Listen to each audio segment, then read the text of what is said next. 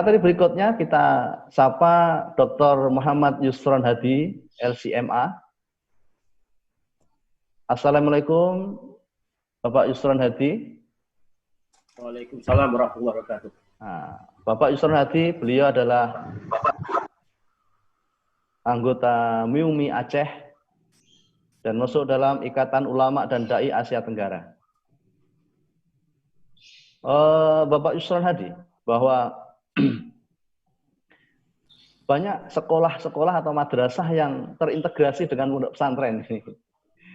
Bagaimana perubahan kurikulum sekolah atau madrasah yang mengarus utamakan moderasi beragama ini kemudian akan selalu bersinggungan dengan pondok pesantren sebagai satu kesatuan, karena memang banyak madrasah yang terintegrasi dengan pondok pesantren.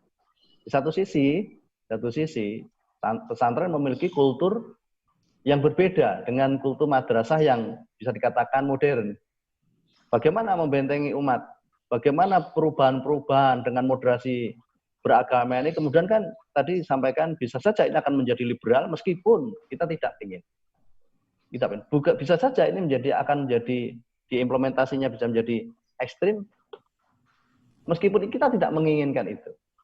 Artinya apa? Artinya kita menginginkan bahwa Islam ini benar-benar rahmatan lil alamin yang bisa diterapkan dalam setiap kehidupan.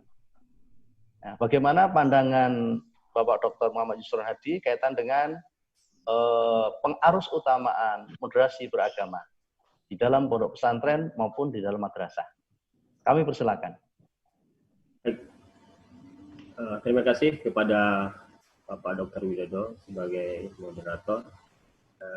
Yang saya hormati para moderator, kemudian para narasumber, para profesor dan doktor, dan juga para peserta yang mengikuti acara ini. Sebelumnya saya ingin menjelaskan bahwasanya moderasi beragama atau ini mungkin diterjemahkan dari terjemahan bahasa Arab, yaitu istilah al-wasatiyah ya. Nah, ini kalau istilah ini memang disebutkan oleh para ulama dalam kitab mereka ya, terutama para ulama kontemporer seperti Syekh Dr. Yusuf Al-Qaradawi, kemudian Syekh Sulaiman Al-Ashqar, dan kemudian Dr. Abdul Qadir Zaidan ya. Syekh Yusuf Al-Qaradawi beliau menyebutkan istilah wasatiyah ini termasuk tentang minal khasais al-islamiyah, minal khasais syariah islamiyah. Ini termasuk keistimewaan syariat Islam itu diantaranya al-wasatiyah. Dalam kitab beliau Madkhal li Ma'rifatil Islam, beliau menyebutkan persoalan ini, istilah ini al-wasatiyah merupakan salah satu keistimewaan dari keistimewaan Islam, syariat Islam dibandingkan dengan syariat yang lainnya ataupun dengan aturan lainnya. Nah, ini juga disebutkan juga oleh para ulama yang lainnya juga. Nah, ini kalau konsep ini mungkin kita tidak ada menjadi suatu persoalan ya, sebab ini memang sudah disebutkan dalam Al-Qur'an bahwa ini termasuk ajaran Al-Qur'an dalam surah Al-Baqarah ayat 143. Wa kadzalika ja'alnakum ummatan wasata litakunu syuhada 'alan nasi wa yakuna ar-rasulu 'alaikum syahida. Itu. Wa kadzalika ja'alnakum ummatan wasata. Dan demikian pula kami menjadikan kalian umat Islam sebagai umat yang pertengahan. Wasata di sini para ulama tafsir menjelaskan maknanya beberapa makna. Para ahli tafsir dari para sahabat seperti Abu Hurairah, kemudian juga disebut seperti juga Ibnu Abbas dan kemudian Said Al-Khudri, Abu Said Al-Khudri memaknai kata wasata itu ada adil. Ya, adil. Adil ini maksudnya tidak pertengahan. Ya. kemudian juga ulama-ulama yang lainnya. Sebagian ulama mengenai kata wasata di sini adalah khiyar, pilihan terbaik. Jadi umat Islam ini adalah umat terbaik, umat pilihan.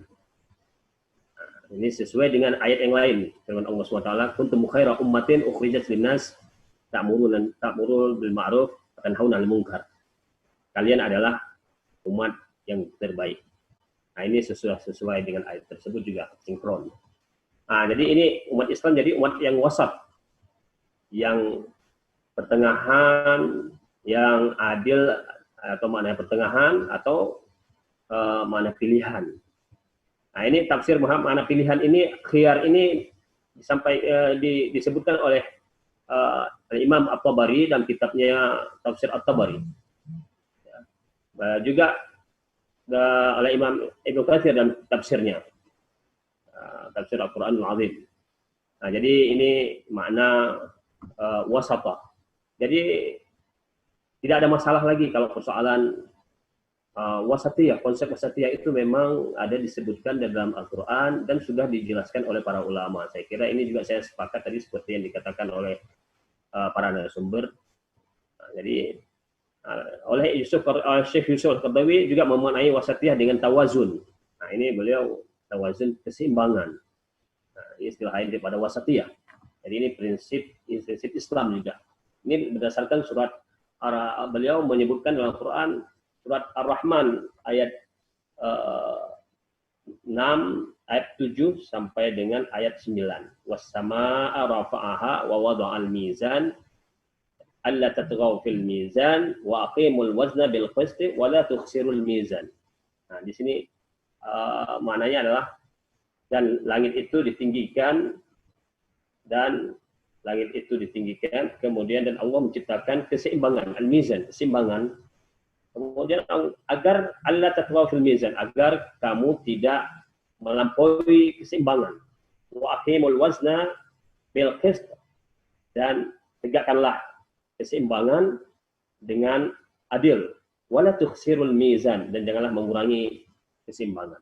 Jadi jadi ini memang tawazun, ini memang atau al-wasatiyah ini memang ajaran Al-Quran dari surat Ar-Rahman ayat 7 sampai dengan 9 dan juga surat Al-Baqarah ayat 143. Juga dalam hadis Rasulullah SAW, khairul umuri awsatuha, sebaik-baik urusan itu adalah yang paling pertengahan. Nah, oleh karena itu ini konsep tawazun, konsep kemudian ataupun al-wasatiyah ini adalah yang pertengahan, yang adil, yang pertengahan, pilihan, karena memang orang-orang pilihan itu juga orang-orang yang adil gitu. Nggak mungkin orang-orang pilihan itu tidak adil gitu. Jadi itu sudah sesuai, tidak ada pertentangan antara makna ketiga makna tersebut. Artinya tidak ekstrim, tidak berlebihan, tidak menyepelekan suatu persoalan, dan tidak berlebihan dalam menyikapi suatu persoalan, tapi di tengah-tengah. Nah, ini makna al-wasatiyah, pertengahan ataupun adil. Nah, kemudian sekarang yang menjadi persoalan adalah implementasinya seperti yang disebutkan, yang dikatakan oleh para pemateri sebelumnya. Ini benar. Nah, ini diantaranya kemudian apa yang bersangkutan dengan pertanyaan tadi, ya, bagaimana ini persoalan moderasi agama yang berkaitan dengan kurikulum di sekolah-sekolah, khususnya di pesantren, di sekolah-sekolah agama dan sekolah umum, khususnya di pesantren-pesantren. Nah, ini yang perlu kita ingin lebih mendalam lagi membicarakan tentang diskusi ini. Dan kita juga sudah tadi mendengarkan dari berbagai para narasumber persoalan-persoalan yang mereka sampaikan tadi. Selain itu, nah, saya ingin sampaikan sesuai dengan pertanyaan, maka saya pertama memberikan apresiasi kepada Departemen Agama, ya, Kemenak, ya, yang telah membuat satu panduan moderasi beragama, sudah mengeluarkan satu panduan moderasi beragama. Tadi sudah disampaikan juga oleh dari pihak Kemenak tadi, Bapak Direktur Balitbang, Pak Profesor Adlin, telah menyampaikan bagaimana konsep moderasi beragama yang menurut Kemenak. Ya. Saya melihat bahwa dari segi teori atau konsep yang disampaikan oleh Pak Adlin, Pak Profesor Adlin, atau dari Departemen Agama,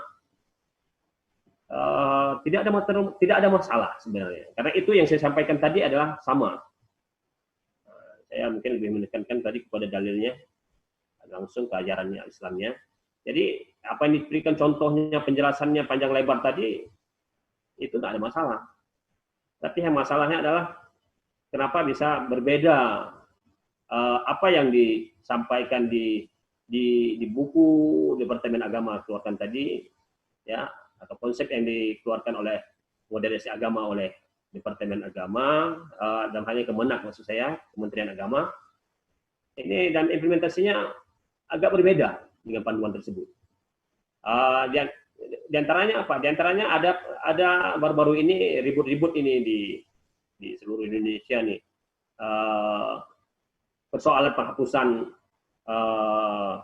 materi agama di sebagian materi agama di kurikulum.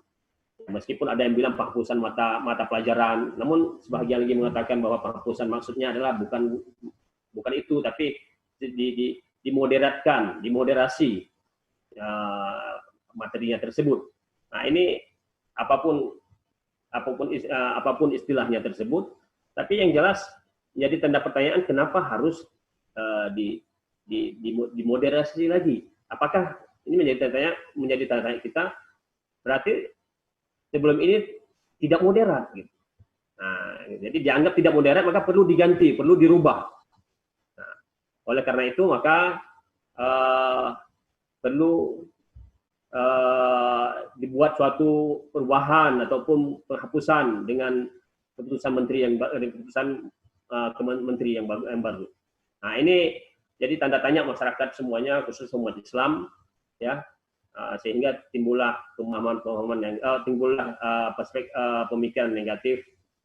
Ada apa sebenarnya dalam kurikulum ini yang baru ini? Kenapa harus kemudian ada penghapusan sebagian materi-materi yang sebelumnya nggak ada menjadi suatu persoalan dari dulu? Ya, kita sudah pernah sekolah di Madrasah Ibtidaiyah. Saya dulu sekolah di Madrasah Ibtidaiyah Min, kemudian di Madrasah Sanawiyah MSN, kemudian saya juga di MAN, Madrasah Aliyah juga. Nah, ini semuanya tidak ada sesuatu yang ekstrim, tidak ada yang tidak moderat, semuanya moderat. Tidak ada diajarkan yang sifatnya adalah menghancurkan lingkungan, menghancurkan orang, atau sesuatu yang memberikan mudarat. Tidak ada yang diajarkan di kurikulum Departemen Agama dulu. Jadi di mananya ekstrimnya, di mana yang dikatakan tidak moderatnya sehingga diganti dengan ini. Nah, jadi ini jadi tanya-tanya kita. Ada apa sebenarnya di balik ini? Kita khawatir ada hal-hal yang pemikiran-pemikiran dari luar yang bisa menyusup ke dalam kurikulum ini, pemikiran-pemikiran luar Islam yang bisa menyusup dalam hal ini sehingga mengesankan bahwa syariat Islam ini adalah tidak moderat. Nah, ini. Jadi ini jadi masalah dalam implementasinya. Nah, jadi kalau segi teori udah bagus yang dikeluarkan oleh Departemen Agama, oleh Kementerian Agama itu sudah bagus. Ya, kita juga setuju, sepakat, para narasumber juga sepakat juga. Tapi kenapa kemudian dalam implementasinya kemudian ada penghapusan, kemudian istilah Arab, khususnya istilah khilafah, dan kemudian jihad, jadi dimaknai dengan makna baru. Jihad itu, kemudian khilafah itu dimaknai baru, atau dihapuskan materi itu. Nah, ini sebenarnya bagi saya ini adalah suatu hal yang ceroboh. Ini sudah justru ini adalah ekstrim menurut saya. Jadi sudah tidak moderat lagi. Sebab ini kalau kita bicara masalahnya khilafah, itu memang ajaran Islam, tidak bisa dinafikan. Setiap umat Islam yang mengaku dirinya Muslim, mau tidak mau harus mengakui bahwa itu adalah ajaran Islam. Nah, sebab Allah menyebutkan dalam Quran banyak kata-kata khilafah atau khalifah. Kata-kata khalifah ataupun yang semakna dengan itu, dan juga dalam hadis mungkin ya. Kemudian juga dalam para sahabat kekhilafan itu juga ada, kemudian dan seterusnya, arti kepada ajaran Islam yang terutama jihad dan sebagainya. Ini ada orang-orang barat, orang-orang kafir yang kemudian mereka menyusup ke dalam tubuh umat Islam dengan berbagai cara, ya, baik melalui tulisan-tulisan, melalui buku-buku, melalui beasiswa-beasiswa, diajarkan ke negara-negara mereka, dicuci otak mereka di sana, kemudian tanpa disadari umat Islam yang diberikan beasiswa ke Amerika, Inggris, Australia, dan berbagai negara-negara Barat, kemudian tidak sadar, tidak menyadari bahwa ini ada agenda hidden, ada agenda yang tersembunyi. Ya, jadi saya kira mereka menjadi justru terpengaruh dengan hal ini, yang orang-orang kafir sudah menyiapkan materi silabusnya kemudian. Nah, ini apalagi yang imannya, ya. Mohon maaf Ustadz Isron Hadi untuk waktunya, bisa berbagi dengan yang lain. Ya, jadi saya ingin mengatakan bahwa tugas ulama sekarang untuk membentengi umat. Ya, ini tugas ulama untuk membentengi umat agar tidak terpengaruh, agar umat ini, agar akidah ini tetap terjaga murni, yaitu akidah Ahlussunnah wal Jamaah sesuai yang diajarkan oleh Rasulullah SAW dan para sahabat, kemudian tabi'in dan tabi'in, dan para ulama mazhab. Jadi ini tugas para ulama, baik dimanapun, baik di pesantren-pesantren, ya, dan maupun di kampus-kampus para ulama. Nah, ini kewajiban mereka untuk membentengi kampus-kampus, sekolah-sekolah, pesantren-pesantren dari paham-paham yang menyimpang dari Islam, seperti liberalisme, sekularisme, pluralisme, Syiah dan sebagainya. Nah, jadi ini tugas para ulama sebagai pewaris para nabi. Al ulama warasatul anbiya. Jadi sesungguhnya ulama itu adalah innal ulama warasatul anbiya. Sesungguhnya ulama itu adalah pewaris para nabi. Maka akidah itu harus benar-benar akidah yang diajarkan oleh Al-Qur'an dan hadis sesuai dengan pemahaman para sahabat, tabi'in dan tabi'in, ya, termasuk tabi'in adalah para imam-imam mazhab. Nah, maka oleh karena itu saya mengkhawatirkan kalau tadi dan implementasinya orang yang berjenggot dikatakan ekstrim, tidak modern, dikatakan ekstrim. Ya, saya ini berjenggot juga, ini kena ekstrim juga. Ya. Nah, jadi susah nih, kan ini udah viral ini kemarin Pak Menteri persoalan jenggot, celana cingkrang, cadar itu yang Pak Menteri Agama sempat bicara bicara tentang itu, ya, cadar, cingkrang, ya.